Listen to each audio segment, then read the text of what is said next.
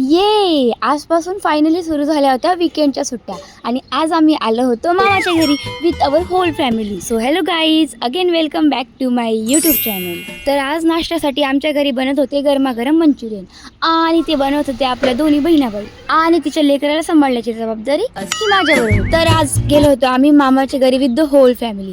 कार्यक्रमाचं नियोजन असं होतं की आज होतं आखाड स्पेशल जेवण, तेही मामाच्या घरी. तर आमच्या इकडे जुन्या परंपरांना विसरून चालत नाही, त्यामुळे आजीबाईने आल्या आल्या भाकर तुकडा घेतला आणि आपल्या बबड्यावरून वळून टाकला. आणि मग त्यानंतर ना आम्ही प्रवेश केला आमच्या मामाच्या घरात आणि घर रिनोव्हेट केल्यानंतर ना तो भरपूर दिवसांनी आलो होतो, त्यामुळे खूप जास्त खुश होतो.